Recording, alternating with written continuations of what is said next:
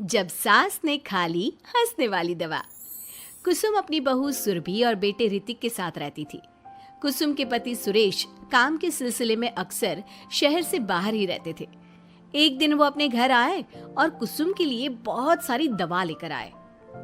भाग्यवान, कहाँ हो तुम? अरे आ गए आप।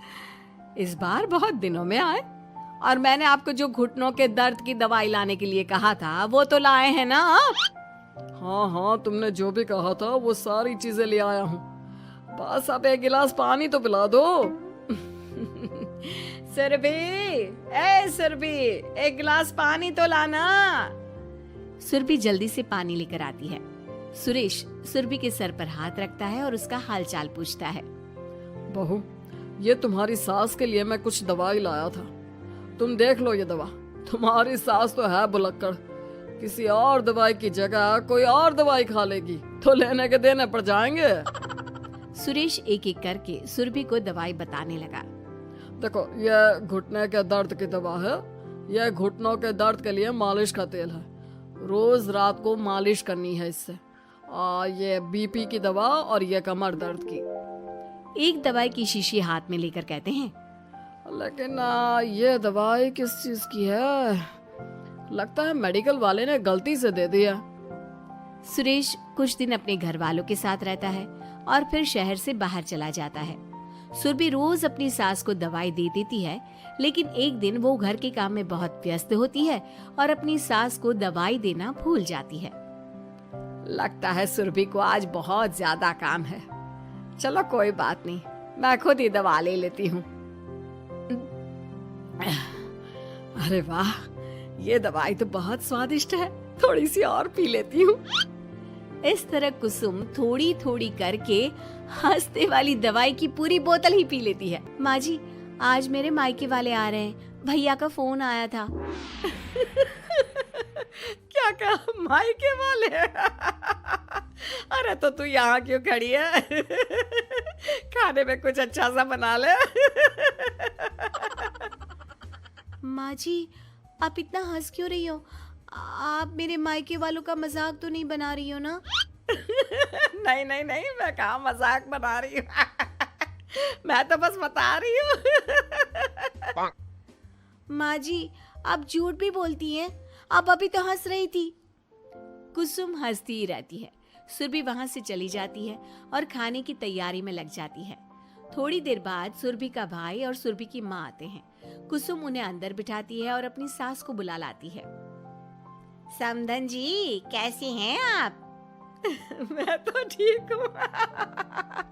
आप बताइए, आप कैसे? आंटी जी, आप इतना हंस क्यों रही हो? मैं कहाँ हंस रही हूँ बेटा। जब कुसुम लगातार हंसी जा रही थी तो उन्हें इंसल्ट फील हुई और वे वहां से जाने लगे। अच्छा बहन जी, हम चलते हैं। आपकी मेहमान नवाजी का बहुत बहुत शुक्रिया। सुरभि की माँ जा ही रही थी, तभी उसका पैर फिसल गया और वो बहुत तेज गिरी। माँ, आप ठीक तो हैं? अरे बहन जी, आप ठीक तो है?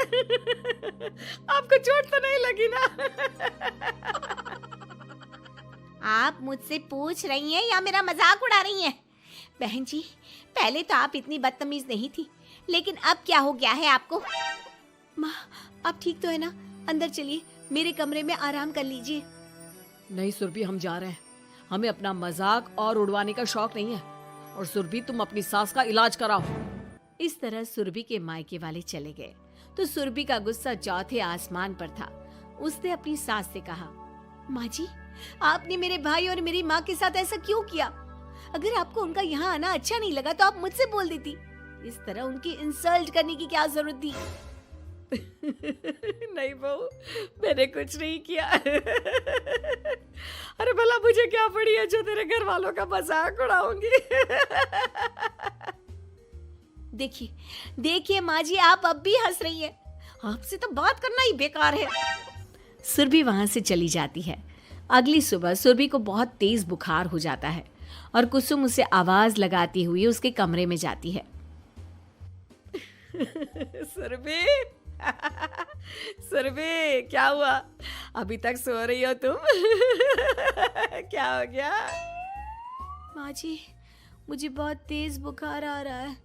अच्छा। ठीक है, ऋतिक को बुलाती हूँ। माँ जी, मुझे बुखार आ रहा है और आप हंस रही हैं। अरे नहीं बहू, मैं कहाँ हंस रही हूँ। वो तो मेरी हंसी रोक ही नहीं रही है। माँ जी, जब आपकी तबीयत खराब होती है तो मैं आपका कितना ख्याल रखती हूँ और आप मुझ पर हंस रही हो। चले जाओ आप यहाँ से। बहू सुन तो सही। नहीं माँ जी, आप जाओ यहाँ से। अब तो आपके बेटे ही आपसे बात करेंगे और मैं पापा जी को भी बताऊंगी कि आजकल आप क्या कर रही हैं। जब ऋतिक घर आया तो सुरभि ने उसे सारी बात बताई। मुझे तुम्हारी बात पर विश्वास नहीं हो रहा। माँ तो तुमसे बहुत प्यार करती है, फिर वो तुम्हारा और तुम्हारे घर वालों का मजाक क्यों उड़ाएंगी? खैर अभी छोड़ो इस बात को, अभी तो तुम मेरे साथ चलो, तुम्हारी दवाई ले आते हैं। कुछ दिन में सुरभि ठीक हो गई। एक दिन ऋतिक को पता चला कि उसके मौसी के बेटे राहुल की तबीयत बहुत खराब है, तो वो अपनी माँ और पत्नी को लेकर हॉस्पिटल पहुंचा। मौसी जी, कैसे हैं राहुल भैया? बेटी, इतने दिन हो गए मेरे राहुल को बीमार हुए, लेकिन उसकी तबीयत में कोई सुधार नहीं आ रहा। अरे छोटी, हुआ क्या है राहुल बेटे को? कुछ बता तो सही।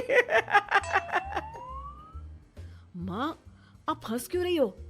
कहाँ हंस रही हो बेटा? मैं तो अपनी बहन के बेटे के लिए परेशान हूँ। माँ, ये क्या तरीका है? रहने दे बेटा, ये तो मैंने सुना था कि मुसीबत में साया भी साथ छोड़कर चला जाता है। आज मैंने देख भी लिया। अरे नहीं बहन, मैंने ऋतिक और राहुल में ना कभी कोई फर्क नहीं किया। फर्क तो दिख रहा है कुसुम दीदी। अगर आपके बेटे की तबीयत खराब होती तो आप ऐसे हंसती क्या? ऋतिक बेटा, ले जा अपनी माँ को यहाँ से। ऋतिक बहुत गुस्से में अपनी माँ से बात करने लगा, लेकिन कुसुम तो सिर्फ हंसे ही जा रही थी। ऋतिक ने अपने पापा को फोन करके बुलाया और उन्हें सारी बात बता दी। बेटा, तेरी माँ तो अपने घर वालों से बहुत प्यार करती है और वो बहुत समझदार है।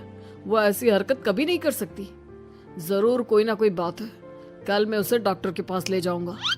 शाम को खाना खाने के बाद सुरभि कुसुम को दवाई देने के लिए गई तो उसने देखा कि दवाई की वो बोतल तो बिल्कुल खाली थी जो सुरेश गलती से ले आया था।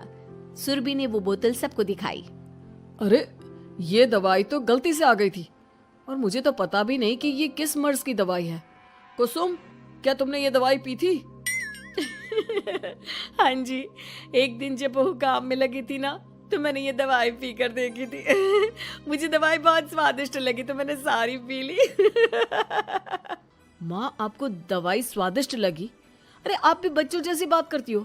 ऐसे कोई भी दवाई नहीं पीनी चाहिए, इससे कोई बड़ा नुकसान भी हो सकता है। मैं अभी डॉक्टर से पूछ कर आता हूँ। ऋतिक डॉक्टर के पास गया और कुछ देर में वापस घर आकर सबको बताया। माँ ने जो ये दवाई खाई है ना, ये हंसने वाली दवाई है और माँ ने एक साथ बहुत मात्रा में दवाई खाई है, तो इसका असर थोड़े समय तक तो रहेगा। उसके बाद माँ बिल्कुल ठीक हो जाएगी। अच्छा हुआ जो तू डॉक्टर से पूछ कर आया, नहीं तो हंसते हंसते मेरा पेट ही दुख गया है। तुम जब तक पूरी तरह ठीक नहीं हो जाती घर पर ही रहना, और घर पर कोई मेहमान आए तो उससे बात मत करना। आप ठीक कह रहे हो, मैं ऐसा ही करूंगी। अब मैं बिल्कुल हंसूंगी। कुसुम की बात सुनकर सभी हंस पड़े।